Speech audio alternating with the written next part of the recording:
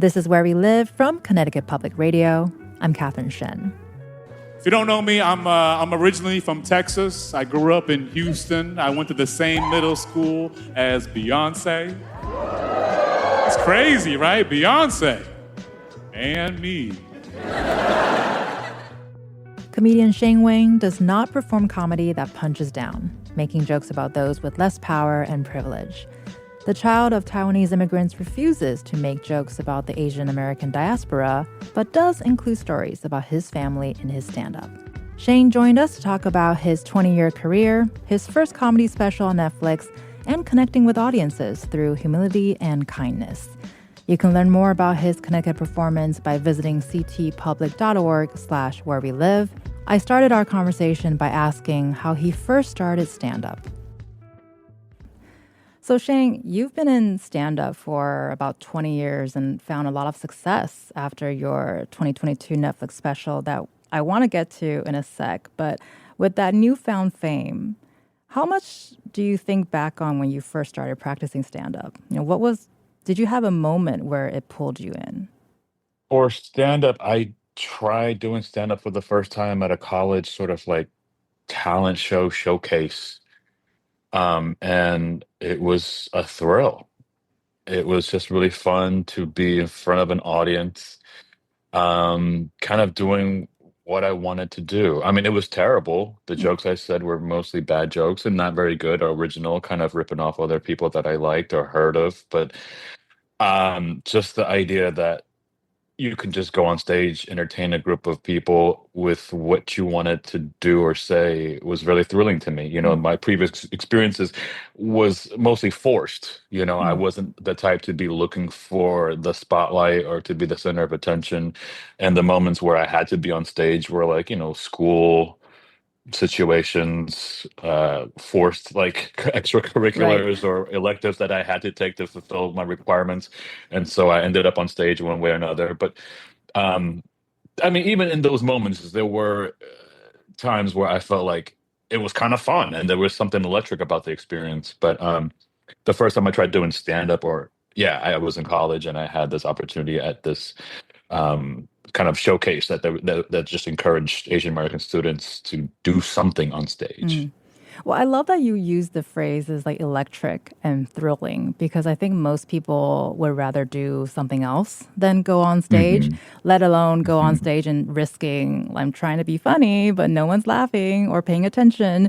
What was it about that thrill, even if like you sort of describe your first experience that it did not go well? You felt like it was terrible, but you went back for a reason.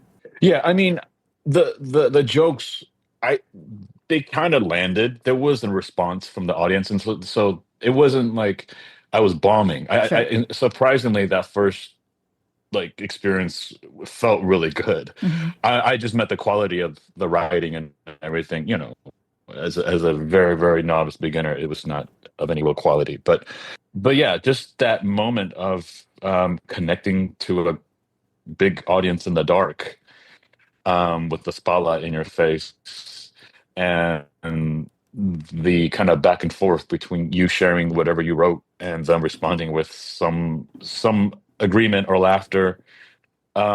It just felt really grounding and exciting and in the moment. Well, then, and fast forwarding to the Netflix special we were talking about earlier that listeners might know you from, which is your first comedy special in 2022 called Sweet and Juicy, which I really loved. And another well-known comedian, Ali Wong, directed that special. Mhm. How important is it to have friends like Ali Wong to sort of go through this journey with? And especially since you've been friends for a long time and have seen a lot of failures and successes together. Right. I think it's incredibly important. I mean, I think it was such a big part of my journey. You know, I think it's tough for immigrant kids to dream of doing stuff like this. I mean, it might be a little bit different now, Hmm. but um, I think pursuing a craft like this can be full of potholes and doubts and bumps on the road. You know, And so when you have friends to do it together with, it makes all the difference. You know, a little community, it really helps a lot. It's kind of the whole reason you do it, because at the beginning, it seems like, what's the point? You know, Hmm. you're just doing open mics in random places, from just blank, like empty rooms, to laundromats, to wherever you can put a microphone and a speaker. Yeah, the whole way, there's always moments where you can be doubtful of yourself, even when you get to, or maybe especially when you start to get to places where it's considered success, or Hmm. you find yourself having a big opportunity, and so it's really helpful to see a friend go through it, and a friend that's also Asian American go through it, and see them come out the other side, and having done it in a way that was very true to themselves, and just it worked out. And so I don't know. I think, and not only did she help me, like, figure out some of these opportunities, but also just reassure me that this is possible.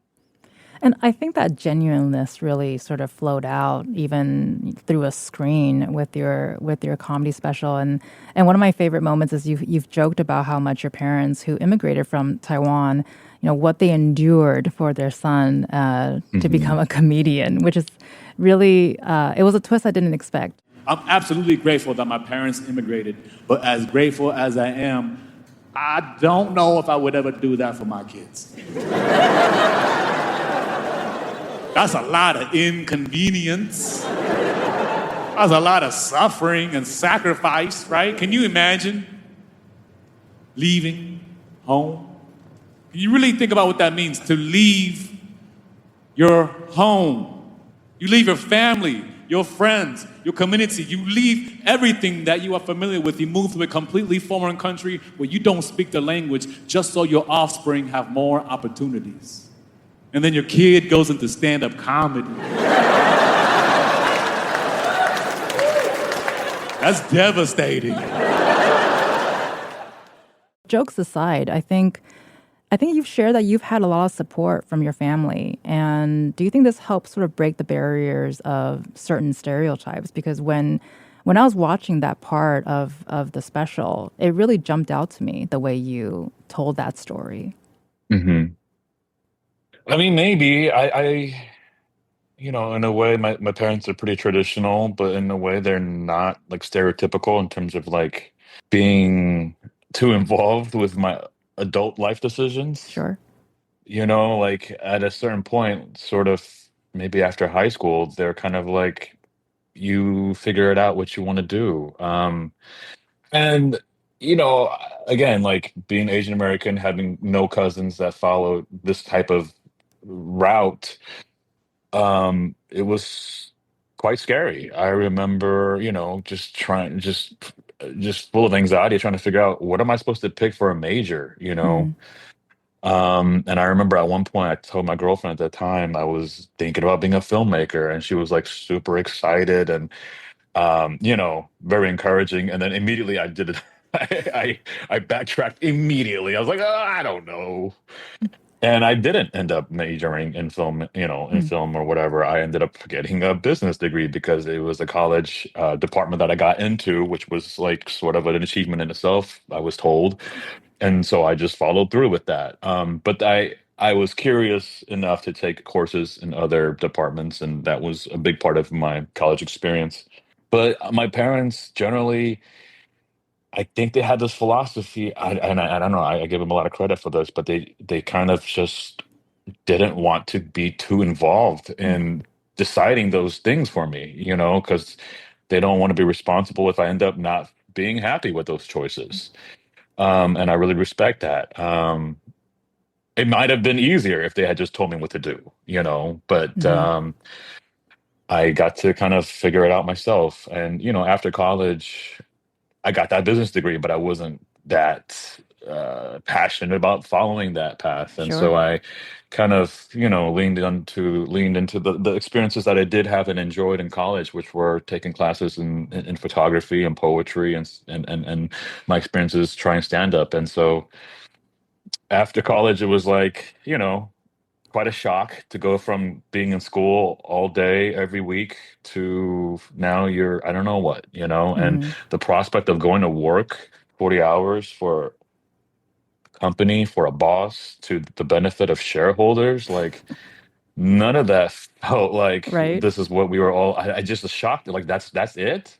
I just Hmm. couldn't believe that this is it didn't feel like I was being prepared for this mentally, emotionally, Right.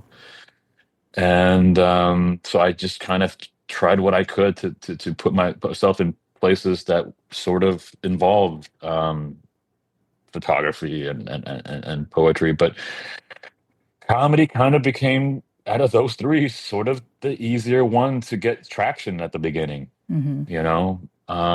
But I did a lot of internships in production companies. I worked as in a production assistant. I worked at a retail photography store in Berkeley, and so I was still involved with stuff in that general area. But I kept doing my stand up at night, and that's how it started. Well, I feel like my parents and your parents can be besties because I'm hearing a lot of similarities. When I first told my parents that I wanted to be a news reporter, I think there was a little bit of a blank stare because no one else in my family has gone that route, and to them, Hmm. it's so far away.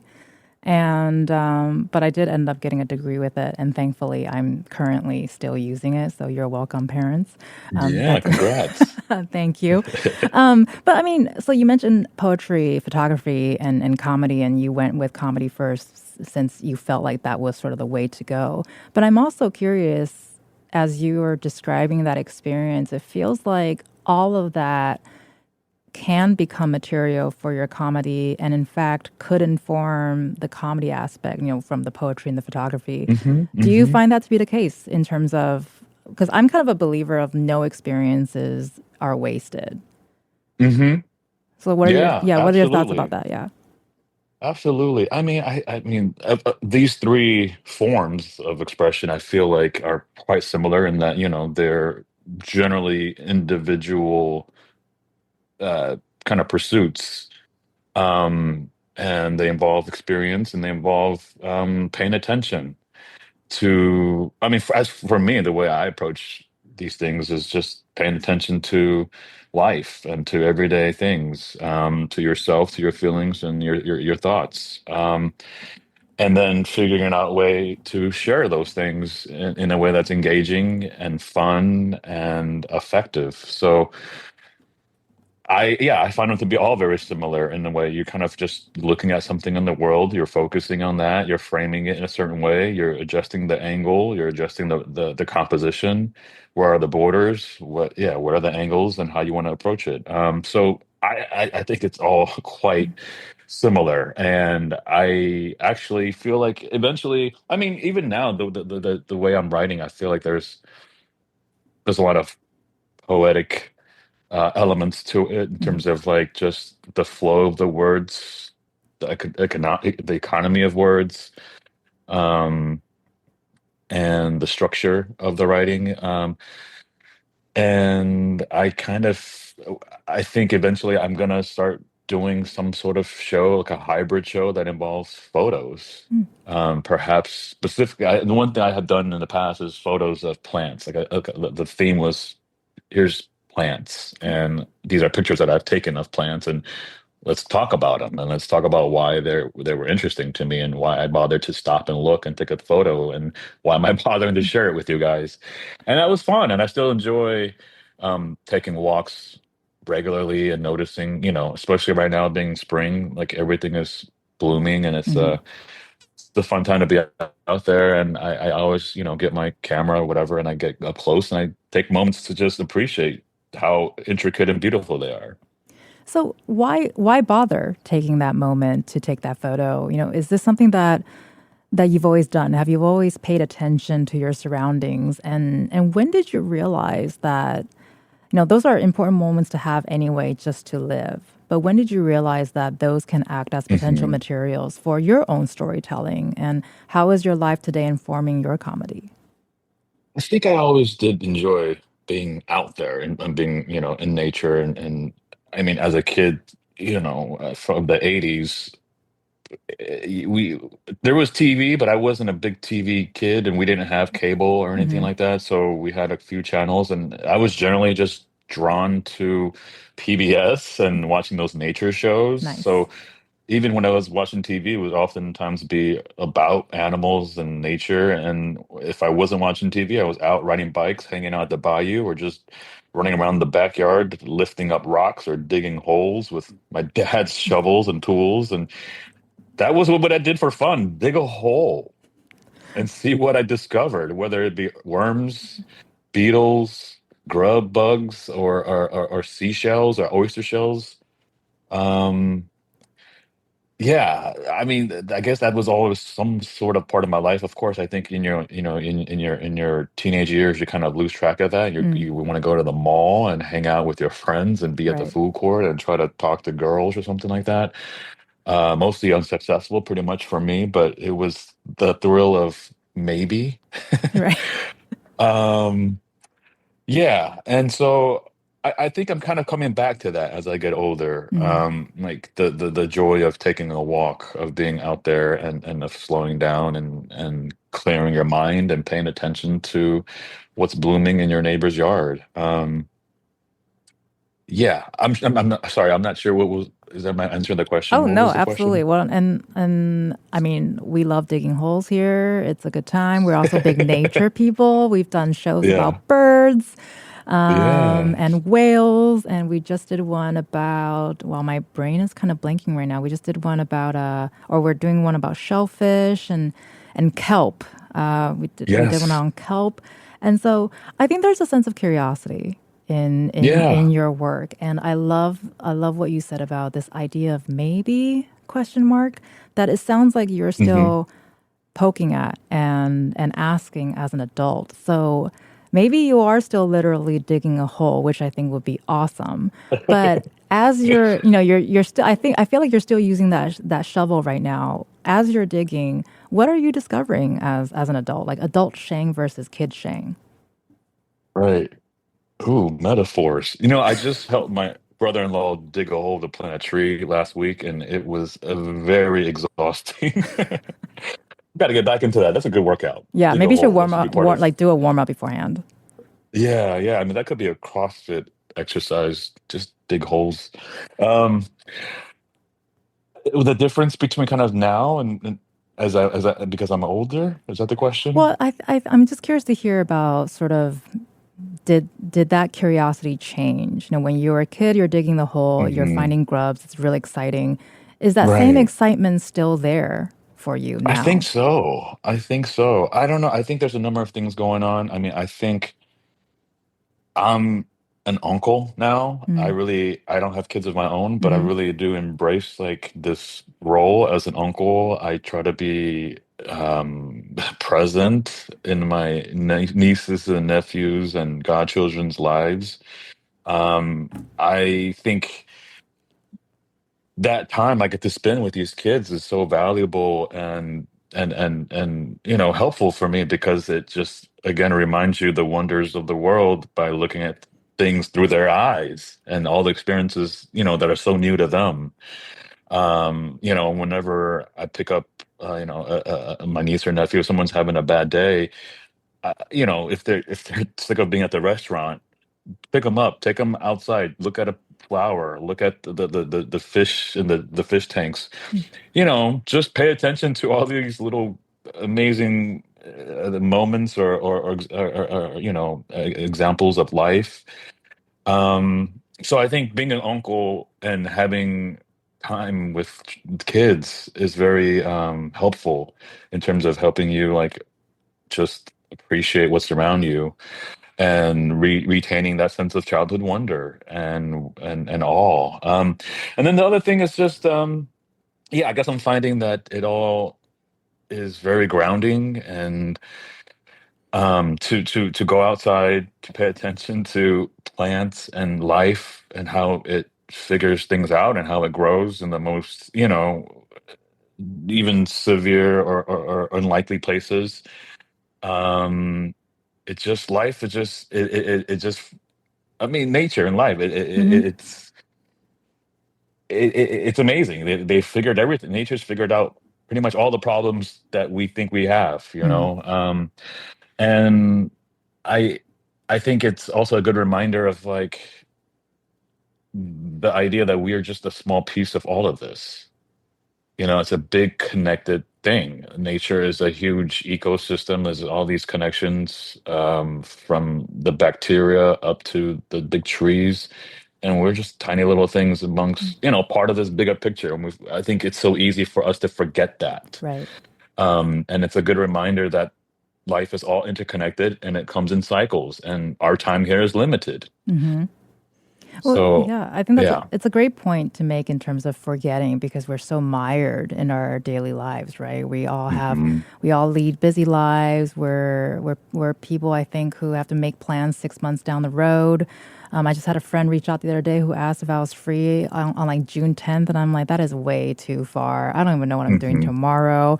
Sure. But I have some groundhog neighbors in my backyard that every time I see one, it's as if I've never seen one before in my life. Why? What do you mean by that? It's in talking about like your sense of awe. Uh-huh, uh-huh, Every uh-huh. time I see one, I'm just like, wow, like you exist. You're digging under my Yeah, garage, which I'm really not into, but right. we took over your space in the first place. Yeah, yeah, yeah. So, And yeah, there's a whole labyrinth down there. hmm, yeah, They there got is. like a living room, Mm-hmm, a mm-hmm. plant room, Probably a a plant bedroom. room, Yeah. a kitchen. Yeah. Yeah. Yeah. Yeah. They got.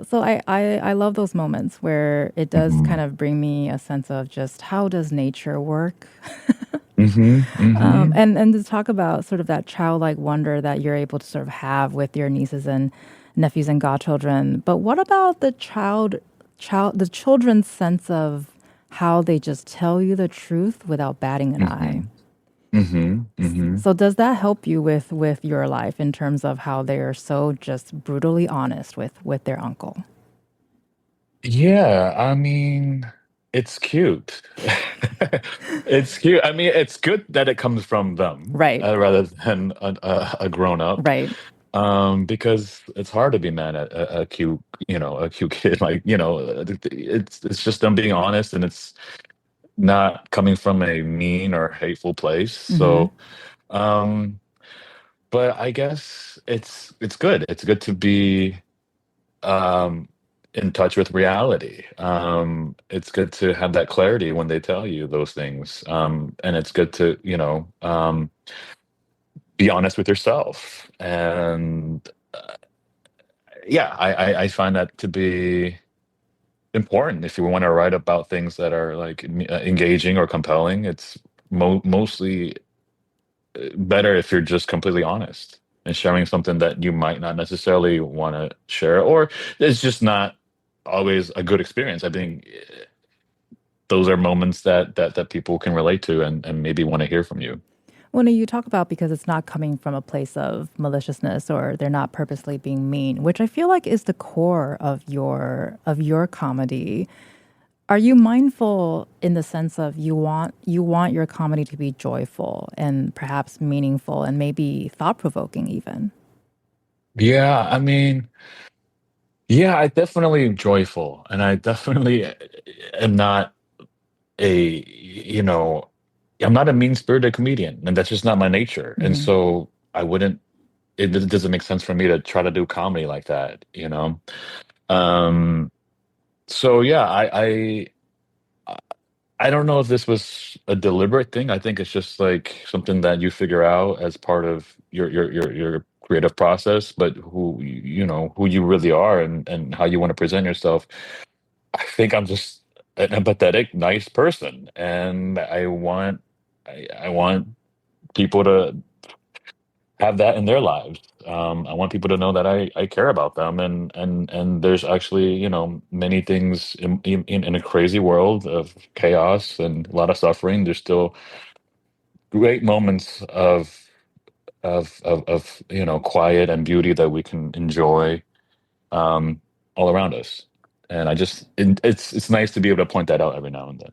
Sure, and I think a lot of us can appreciate a lot more empathy and niceness and so one thing that really stuck out for me after I had some time to digest your comedy special, Sweet and Juicy. And I don't think it really hit me until like a little bit afterwards, where I realized that how much you really stayed away from Asian-centric jokes, which I think is an expectation from some people. Mm-hmm.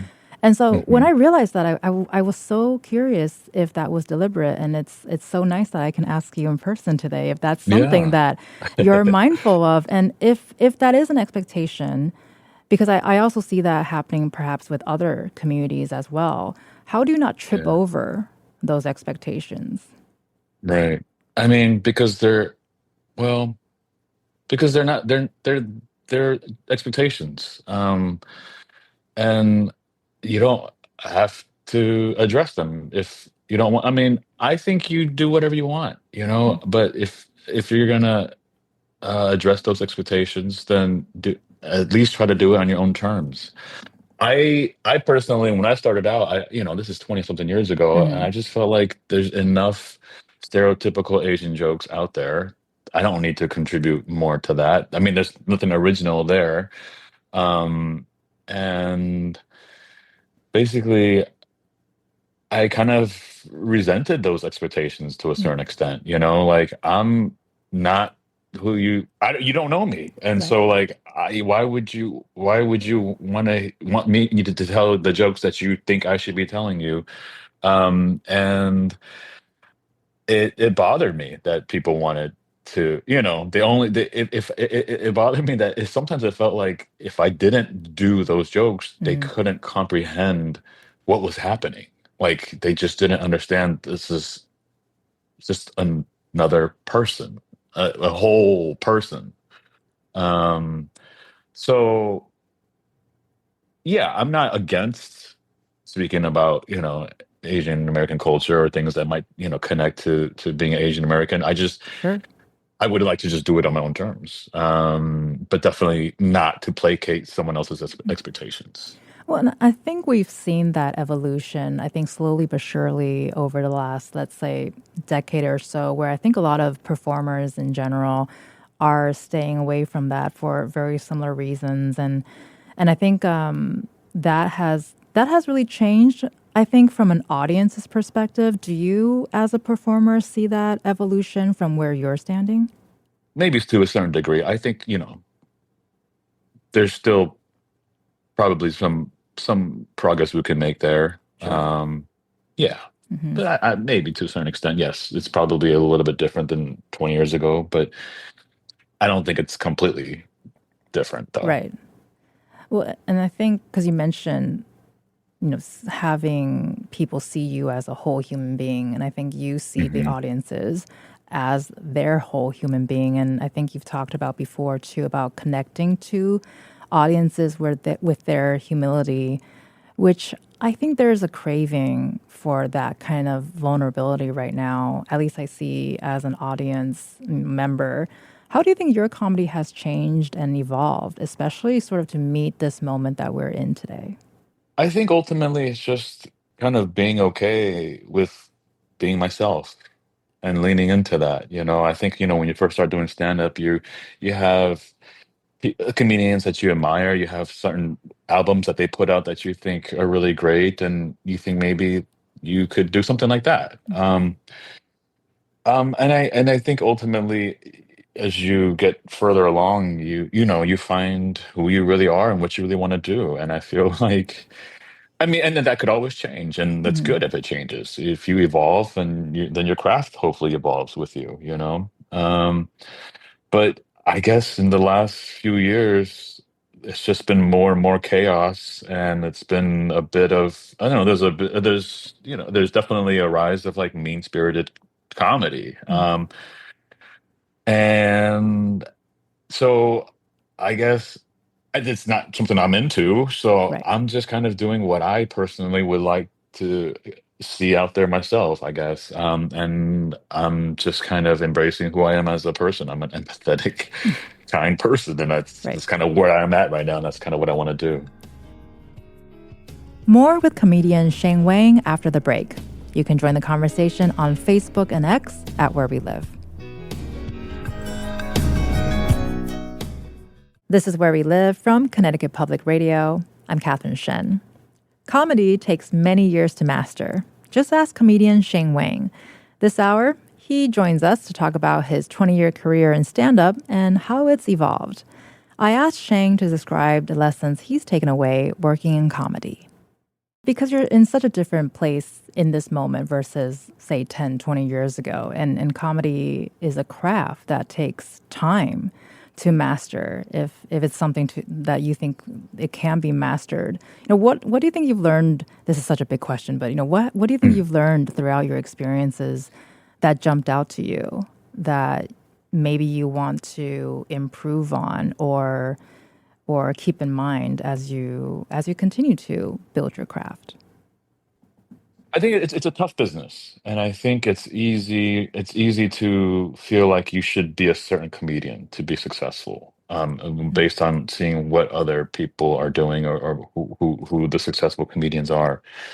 Um, and sometimes you find yourself in positions where it's not really working. You're getting an offer to do some shows, but the shows aren't going well. Mm, But you're getting paid, right? So it's work, but it's not what you're presenting and what the audience is expecting isn't really connecting, and the business isn't happy about their choices, and you might get your time cut, and then the mm. middle act might get a little bit more time. And I mean, there's just moments of struggle, because of the way things are unfolding, in terms of like what opportunities you get presented with to do, what kind of shows you get to do.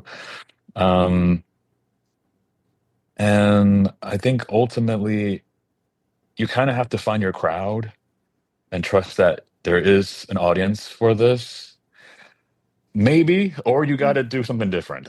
I don't know. It depends on what you're doing, I guess. Right. Um, but I don't know if this is something I deliberately chose, or just I never was a big aggressive, like seeking out I wasn't chasing those I haven't really been in my career, like mentality isn't really to chase opportunities Mm. or to network aggressively. My kind of approach was always like, just do what you like and make it really good, be prepared, and when the time comes, you'll be ready, you know? Well, actually, because you mentioned business and Hmm. and of course you got a business degree and you say you haven't really used it.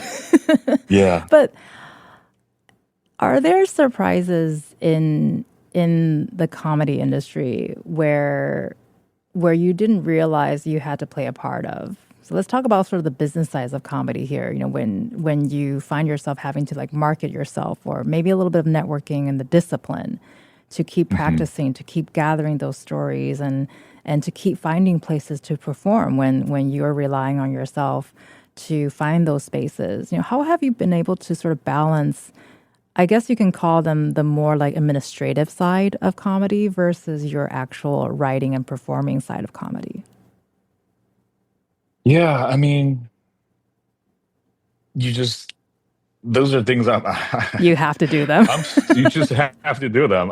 I'm still learning how to do taxes. Every year, I'm Mm, just like, "Wow, what is this?" I Every know. year I do it, and I feel like I learned it, and then the next year I feel I cleared that memory immediately. I've never learned QuickBooks. I just kind of create my own little Excel or Google Sheets, chart, and it's all there. It's just not very efficient, and it takes me months to do my taxes. Um, I mean, yeah, I mean, as far as you kind of have a good amount of free time. As a Right. comedian, you're not writing 8 hours a day. You Mm, just have to sit down once a day. It could be 10 minutes, could be 2 hours, mm. but the idea is make it habitual and make it a daily part of your life. Just like anything else that you want to pursue seriously, you just make it, you can't cram it all into one day. Right. So you just make it it's helpful to come back over and over to your ideas and to give yourself time to think of new things. And so, I mean, it's not a lot of admin.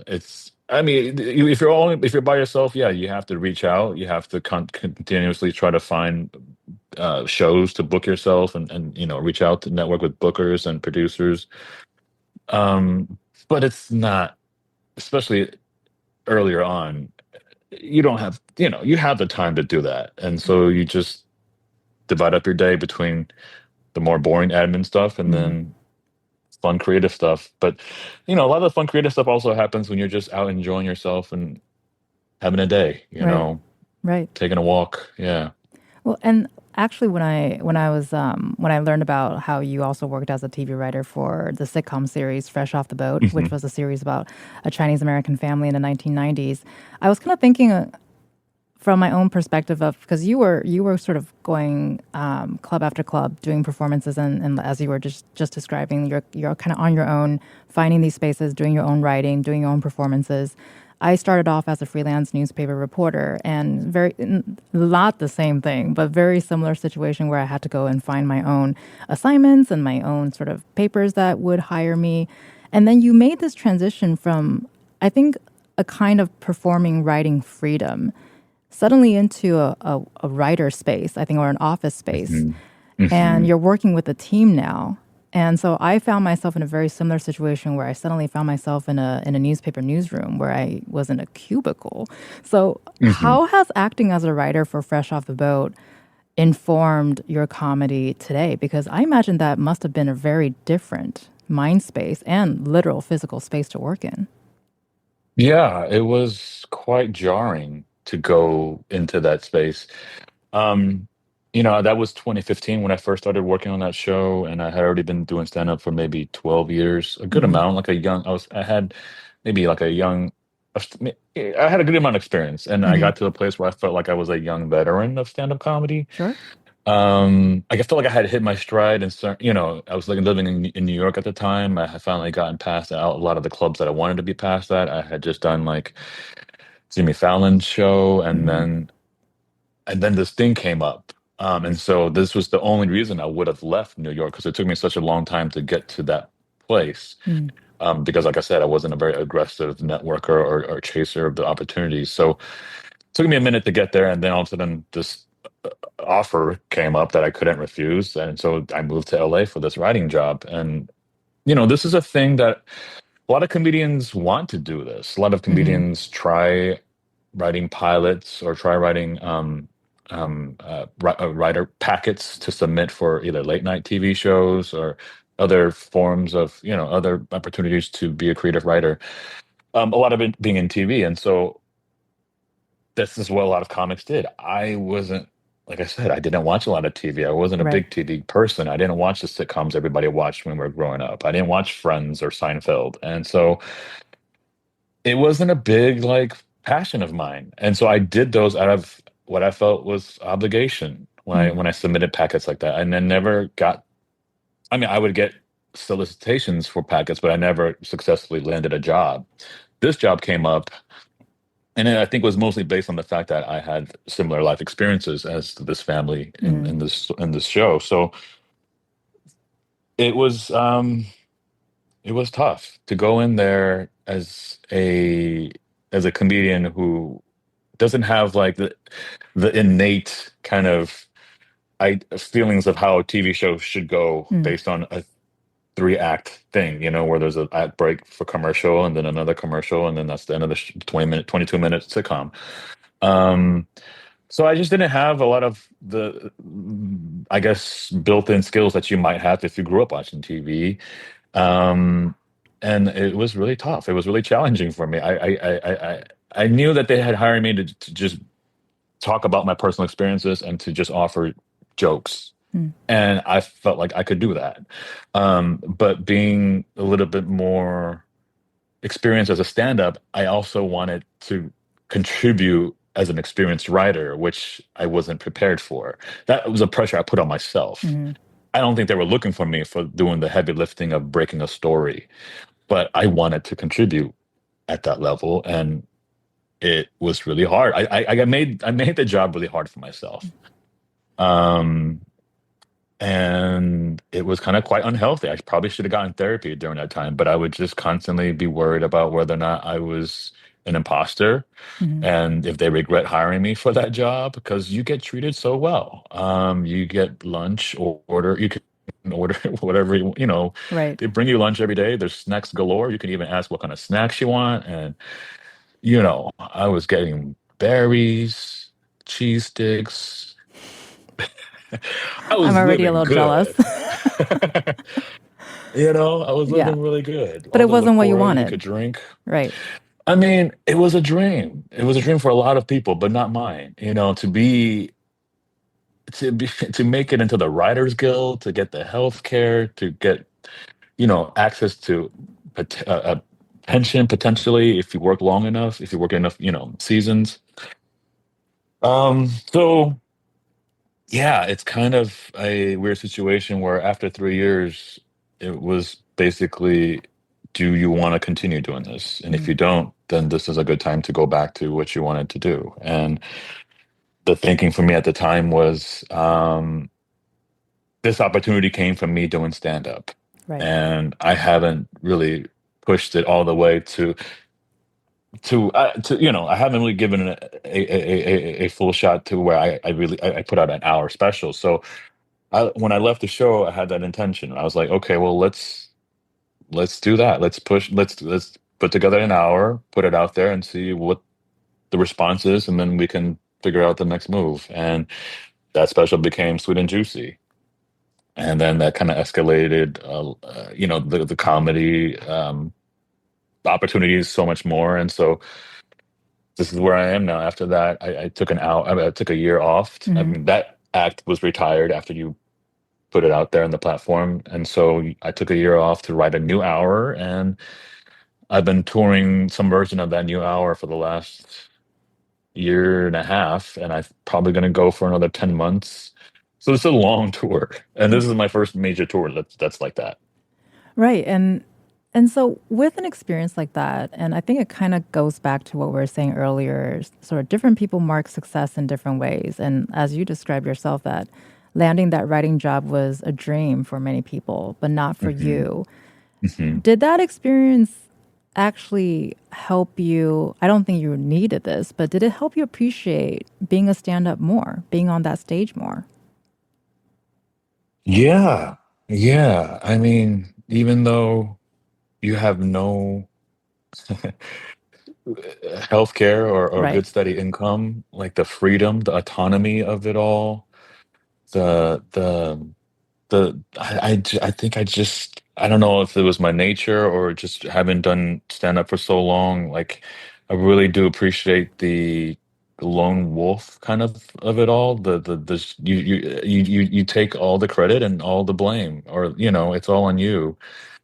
Um, and it's freeing. It's just such a freeing experience. Yeah, I absolutely. I had that conversation with the head writer at the end of those 3 years about whether or not we want to continue, or whether or not I should, call it here and go off and do stand up. And I hung up the phone, and I was like, we had decided I was going to leave the show at that point. And Hmm. when I hung up the phone, there was a bit of anxiety of like, what did I just do? But then there was also another part of me that was like, let's go, let's get on this stand up, and let's push this to see where we can go with it. And so it was exciting. Yeah. Yeah, well, I'm so curious to hear if this would resonate with other people because it's funny as you're sort of describing that experience. I'm kind of hysterically seeing my own life sort of flash before my eyes because I wasn't expecting comedy to have any relations with journalism, but I had a very similar experience where it's like, listen, most people don't go into journalism for the very luxurious berries that you were having Hmm. in that Hmm. writing room. And I had worked in a space where I was treated very well. I was paid very Yeah. well. I had some benefits. But when I was offered to be back in news, because I was not in news, I had the exact same reaction where, am I making a mistake not staying Hmm. in that space? Yeah. but no regrets. I can happily Good. inform you as well. So this is Yeah, true. Yeah.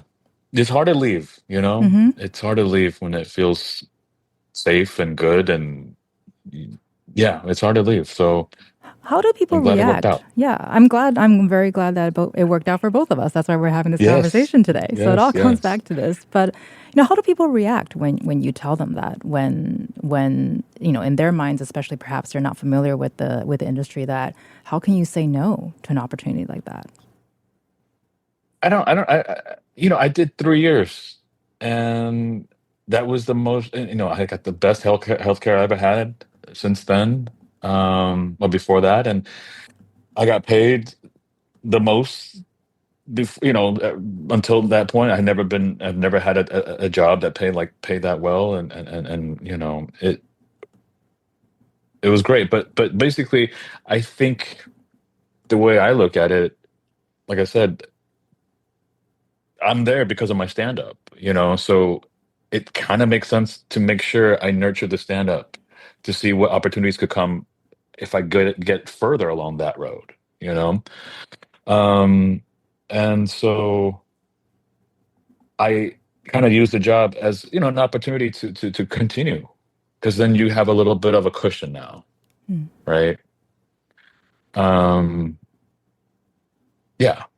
Well, and I wonder if that extends beyond just comedy. If there's a young person that comes up to you that says, "I want to be X," it sounds like Mhm. this is something that you can tell them. Yeah. Yeah. Um, I mean, you do what you got to do to get by. But if ultimately what you want to do is something creative, that's what you have to nurture. But you have to make sure that you are able to eat and pay rent. And so you try to find a job that's not too consuming, not too tiring, that you can leave at work after 5 and then go back to doing what you really want to do. So yeah, it's just kind of a means to get where you really want to be. Well, and sort of on a similar vein here, earlier this year, we had a conversation and did a show about improv. So there's a lot Hmm. of people who are very interested in improv comedy. And we sort of had a similar discussion there too, where there's a universality of the comedy experience that I think a lot of people don't think about is you can use those Hmm. skills for really anything in life. And but sort of painting that picture here too is we also talked about just how much good comedy exists in spaces outside of the traditional stand-up venue, including Hmm. social media, including being online. So as you're Hmm. sort of navigating this, 20 years ago up until today and moving forward, what do you make of this sort of changing landscape of how comedy is performed and how comedians are now connecting with audiences? Because there's an exposure I think that did not exist 20 years ago. Right. I mean, in general, I think it's a good thing if you have more opportunities to find fans, to find people that resonate with what you're doing. So yeah, along those lines, I think it's great to have a more diverse landscape to not have to conform to what this is what the comedy is, so you Mm, should just do that, like you can kind of do what you want, how you want it, and you can find people who like that. Um, I mean, the trade-off is that it'll be perhaps a smaller crowd than back in the early days. You do one set on Johnny Carson or whatever the big talk show is, mm, 4 or 5 minutes of jokes, and your life is completely different tomorrow. right. You are famous, you have a deal, you have TV deals, and but you only had like 3 channels on TV, and there was tens of millions of people that would see that one set. Right. And you have to make sure they all like that set. So the trade-off is maybe like how big or quick you can like be successful or famous or whatever. But I think the fact that there's just more channels, different ways of getting yourself out there is a good thing. And it allows you to be more yourself and more weird if you want to be different than Hmm. what is mainstream comedy. Um, but um, But yeah, I don't know. So I mean, in terms of like social media and what gets big numbers and big followers and big views, you're kind of there's it's weird when there's an algorithm. There's a machine that's kind of making some choices about who gets to see this and what becomes kind of popular. And that's just kind of a little bit weird. I don't know. I don't know how it all works. We don't know what this algorithm is doing and what it looks like and how it's built. But um, I think there is like a potential um, area for mistakes if you're if Mm. all of a sudden you are writing for the machine as opposed to fulfilling your creative journey. You're just trying to figure out how to make this machine happy so that people will see your clip. um and that can be yeah, that can be a mistake, and it could sidetrack, your pursuit of what you really want to do. More with comedian Sheng Wang after the break. You can join the conversation on Facebook and X at Where We Live, and you can hear my extended conversation with Sheng wherever you get your podcasts or on our show page, ctpublic.org/where we live. This is Where We Live from Connecticut Public Radio. I'm Catherine Shen. This hour, we hear from comedian Sheng Wang. He's the star of the Netflix special Sweet and Juicy. You can listen to our full conversation with him wherever you get your podcasts. Now, back to the conversation. And so earlier we had talked a little bit about your comedic style, and there's certain styles that you sort of stay away from. Something that I was a little surprised by is we heard that you don't get that much out of puns. So what are other types of comedy that drive you away?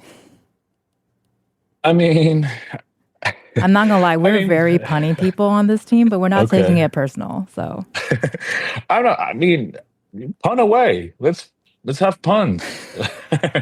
Let's have pun. that I'm I not. I'm not. yeah, I don't hate on people's comedy. Like sure, if you want to if puns do it for you, then enjoy puns. It's just a matter of like personal choice, what you like and what you want to do. I don't like punching down. right. I don't like comedy that just is taking swings at people who are suffering or having a worse, harder time in life. Hmm. Um, yeah, I just don't. I don't like mean-spirited stuff Right. for the sake of being mean. I mean, but then again, if you can be mean in a way that's super creative and surprisingly original, I can still enjoy that piece of writing, and I can Right. still, respect that. So for me, it's about craft and originality, and my personal interest and my personal. I personally don't like being mean, but I can still appreciate humor that's not like that. That's not, exactly for me if it's well done. Hmm.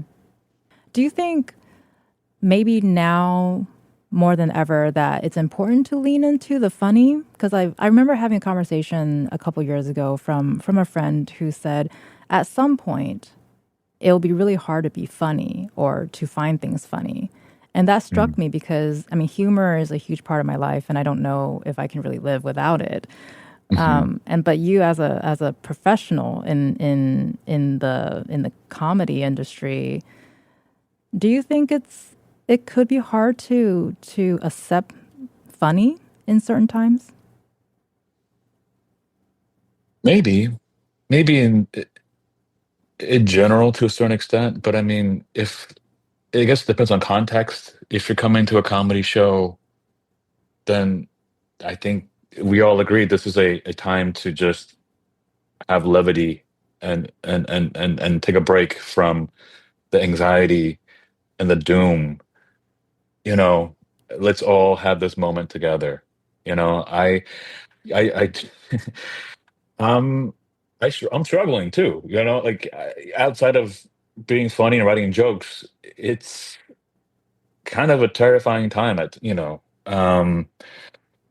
so sometimes I don't know how to exist.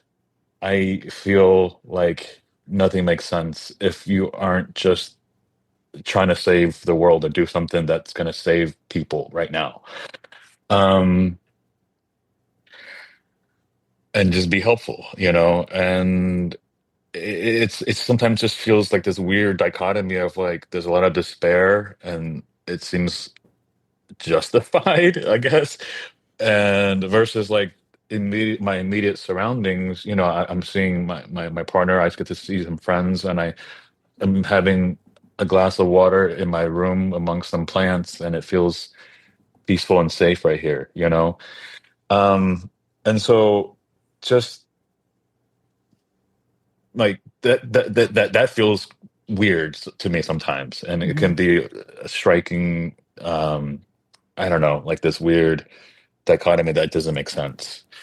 um but i, I think I think there will always be humor. I think no matter how bad things get, there's always a way to, I mean, it's not to like pretend it's not happening or to dismiss the gravity of things. But I think to really be in the moment when things are bad, you can always still have some point or some level of something funny, or it could be outrageous or absurd, but it can still be funny. As you get older, you do a lot of things for the very first time. This is the nature of growing up. But sometimes you do things you thought you would never ever do. Like I recently bought pants from Costco. That's a big deal. That's a new chapter in your life. Right? Because when you buy pants from Costco, that's when you don't care anymore. That's when we let go of our egos and we begin our spiritual journey. Well, and the most important question today, I think, outside of comedy, we've heard you're a big Costco fan, so I must ask you if you are wearing Costco pants today. um well, as you know, we are on Zoom. My camera is off. Yes. um I'm not wearing pants right now, to be Oh, honest. all right. I'm I'm wearing boxers, and I have socks that are from Costco. Great. I mean, you weren't wrong when you said you're here to be honest and truthful. I mean, we had a guest that showed up in a bathrobe, and so far no one has surpassed that yet. You might be next. Yeah. Yeah, I mean, bathrobe is classy. I think so. That's a classy thing. I'm in my underwear right now. I'm wearing no pants, just underwear and long tube socks. So that's the look. That's the vibe. I mean, the 90s are back. So I think you're just being on point. I don't know if that's 90s. That's just, what is this? It's not right. It's not right to be in public like this. But I'm at home. Well, and then like, we've covered so much, and I so very much appreciate your time in sharing so much insight from your work. And another thing that we've heard too is you're a fan of finding new ways to snack. So can you just Mhm. indulge us for a moment? What are some new snacks that you've discovered recently, or what are you snacking on today? Um, I mean, I'll be honest, I haven't been actively creating new snacks. I haven't found anything too crazy, but at the time when I wrote that bio, one cool snack that I came up with was a half a avocado, right? So you get the pit. The pit's like you get the pit out. So the pit, there's an emptiness there, and Hmm. you fill that with corn nuts, and then Okay. you squeeze. You kind of score the avocado a little bit, and you put the corn nuts in the emptiness, and then you squeeze lime on that. My brain just did a pause because Mm. I'm picturing the snack, and I'm wondering, is this like a texture thing? Yeah, you get, the healthy, creamy fat of the avocado in conjunction with crispy, crunchy, nutty corn nuts. So, with that snack idea that you are leaving with our listeners today, which I think is very valuable, thank you very much for that. Is there anything in particular that you hope our listeners will take away from this conversation today? I think it's a good time to just go out there, find a flower that you like, and learn what that plant is. Just that one. Just so that when you walk by it next time, you got a little buddy there. You can recognize, you know, I love that. that's a star magnolia or Maybe give it a name. a redbud. Yeah. It's just nice. I mean, this is kind of, I don't know if I probably could have mentioned this when we're talking about plants. I think for me, another part of the joy is having homies out there. When you see a plant that you recognize, you might not even know the Latin name, but you've seen this plant and you appreciate it because the leaf looks soft and matte, or because the flowers look a certain way. It's nice to recognize them, and to appreciate them. And for me, yeah, it's like having friends out there when you take a walk. Do you have a new plant homie? Like a recent plant Um, homie that you've met that you enjoy seeing yeah, again? yeah. I mean, this year I feel like I'm just now noticing red buds out there. I started seeing them first when we were in Virginia and North Carolina, and now I'm noticing them everywhere. I saw them just the other day in Albuquerque. Um, yeah, they're pretty, real bright magenta red. Um, but yeah, yeah, that's kind of the most latest one I noticed. And then this year, I'm also appreciating magnolias. I just love how I think the red buds are kind of similar, but they're these giant trees that before they get the leaves going, they just go all flowers first. So it's Right. it's just quite a display. It's like we're not going to even bother with the leaves first. We're going to do flowers and just flowers, and it's really dramatic and beautiful. Well, I have a new appreciation for cherry blossoms this Hmm. season. So that will be Yeah, that's my new homie, my new plant yeah, homie. yeah. Love a cherry blossom, and I'm learning that I guess they're all part of. I don't know if that's a cherry family, but like plums, peaches, almonds, they're all considered cherry blossoms. Is that true? I don't know. I I think, heard magnolias are actually edible. I tried it once, didn't taste good, but okay. that's what I heard. All right. Well, next time we're actually going to bring you in with our regional horticulturalist. We do a gardening show probably once every season, Hmm. and he would be able to answer that question. So we'll let you know Yeah. next time. It'll be kind of fun to have both of you on to talk about plants, actually. No, I would love that. I mean, I am trying to build inroads with that community. Like I'm Hmm. actively reaching out to, some people I follow on Instagram that are like botanists or Native Plant Society people. When I visit all these, when I'm touring, that's my stop. I usually go to the botanical garden. Right. So I've done a couple of like, little collabs with the Denver Botanical Garden, the San Francisco Conservatory of Flowers. It's always a joy for me to visit. So I kind of, yeah, it all somehow this is all gonna make sense and come together. I I believe mean, in it you. already does. I believe in Yeah. you. And that's the perfect place to end this conversation, even though I know we're having such a good time. You've been listening to comedian and actor Sheng Wang. Thank you so much, Sheng, for sharing your stories with us today. Appreciate you. Thank you for your time. That was comedian Sheng Wang. I'm Catherine Shen. Today's show is produced by Tess Terrible. Our technical producers are Gina Matruda and Dylan Reyes.